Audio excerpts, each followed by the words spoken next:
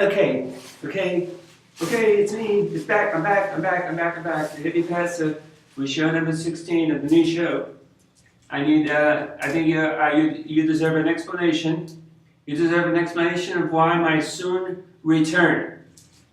My soon return was because of a problem.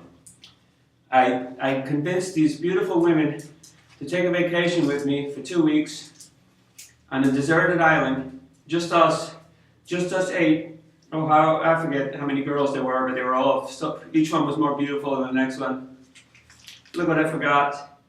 First of all, I forgot these. It was an embarrassment. So we had to play other games. Oops. Then I forgot the most importantly, these blue pills. See the blue pills? That's most importantly what I don't want the dog to eat them. I might start humping and grinding on my leg uncontrollably. Anyway, I'm back. I'm happy to be back. It was the stupidest vacation I ever took in my life, but we had some fun. Hey, we had some fun. Anyway, I'm not too sure those girls are going to want to take a vacation with me again. But we'll see. Love never fails. Anyway, I need to make a declaration, especially after being with these wonderfully beautiful knockout women. Beauty as unbelievable. It brings me to the notion that not to believe in the existence of a creator, of a God, or of a designer, call it what you may, is a sign that you are a complete idiot, and a brute, I may add, for not seeing the great design. To say that that was an accident is to say that that Cadillac outside that I ride before my sermons every morning created itself by some accident. That's why all the mechanical parts work perfectly within themselves. Just a stupid accident. Dumbass. Okay, so let's get on here now with the show. Where were we? Right. I'm in over there in Louisiana, in the French quarters, trying to buy some LSD, some acid, so I can see the light of life according to the voices, the inner voices that were guiding me at the moment. So, and then I told you about the Satanist group called The Process that believe that you need to love Satan because Jesus said love everybody. Now it doesn't sound so wrong, but before I was, oh man, how horrible, how sacrilegious, how evil.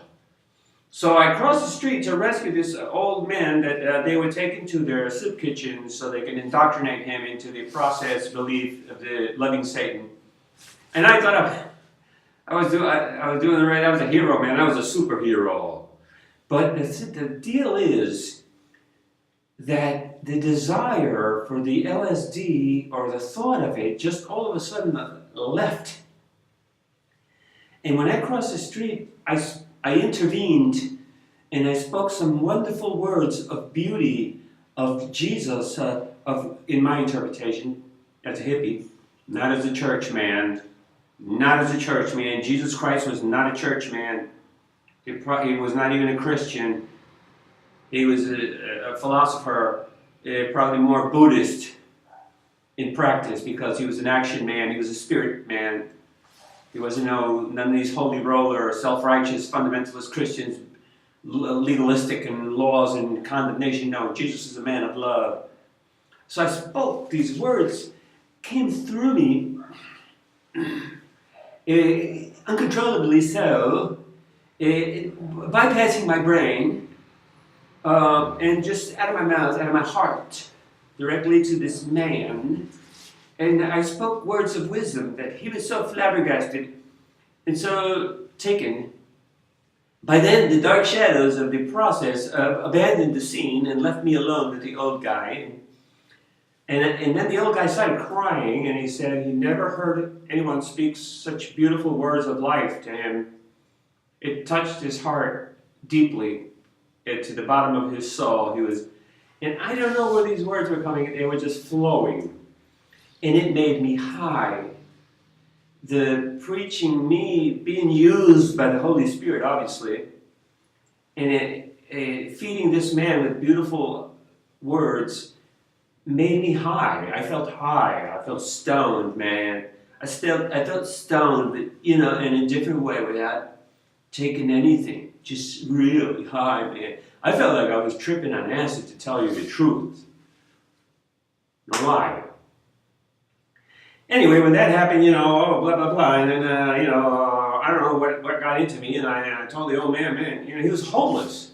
He was an homeless alcoholic. And so something got into me, this feeling of wanting to do the right thing, wanting to change the world, and I knew my family who by this time had left New York and were living in Miami.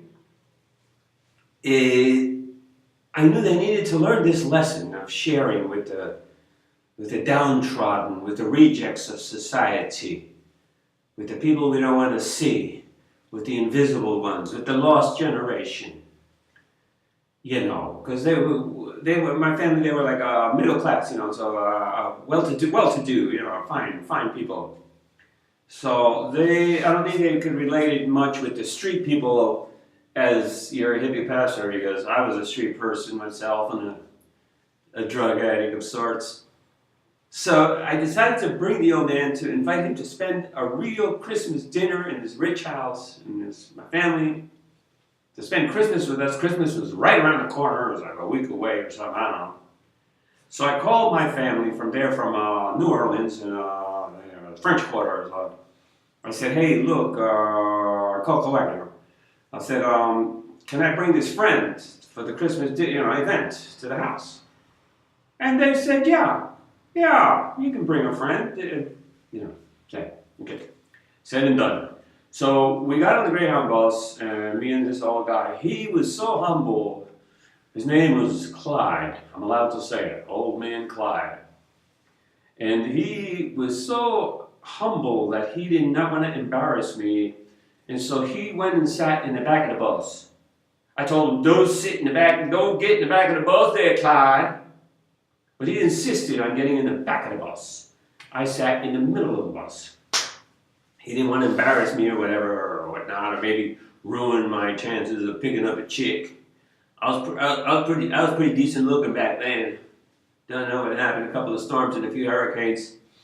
And so I sat in the middle of the bus.